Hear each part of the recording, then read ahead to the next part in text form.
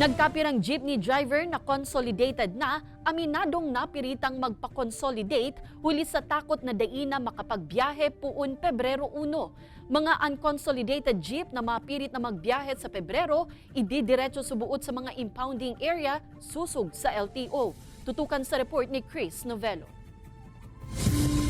Consolidated na ang traditional jeep na pinapasada ni Billy Panebe, rutang Naga-Calabanga asin vice versa.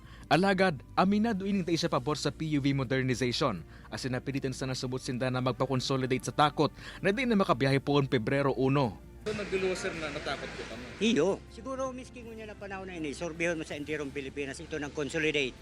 Mas favor itong natakot sinda. Siyempre nakasalalay dyan ang pamilya mo eh. Mahihiling man ang sticker na ini sa unit ni Billy na may nakasurat ang Noto Jeepney Phase Out kung mapapahilining pagkontra sa modernisasyon sa mga pampasaherong jeepney. Napag-araman kan GMA Regional TV Balitang Bicolandia na may labi 20 units pa ng jeep rutang Naga-Calabanga asin vice versa ang DAIPA consolidated. Nagpapadagos pasusog sa Land Transportation Franchising and Regulatory Board ang consolidation kan mga public utility vehicle sa Bicol. Katakod kay ini, pinagaandaman na kan Land Transportation Office ang pag-aprehendir sa mga unconsolidated PUV sa Pebrero sa tabakan ni Bapang law enforcement agencies.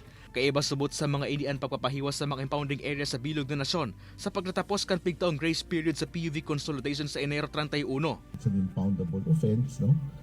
Sana wag na ho nila gawin yan kasi although pinaghahandaan na rin po namin yan, no? I mean, kung talagang pagtitiinan po nila, dinalakihan na po namin yung mga impounding areas po natin para sa ganon, kung talagang pagdidiinan nila, tatakbo pa rin sila, they're violating the law already. Marurumduman na makakagling sticker ang gobyerno sa mga consolidated na traditional jeep nganing madeterminan ang mga ini sa mga consolidated na jeepney. Kay banan si Carlo Abonita asin Gerald Gandia, Chris Novello, Balitang Bicolandia.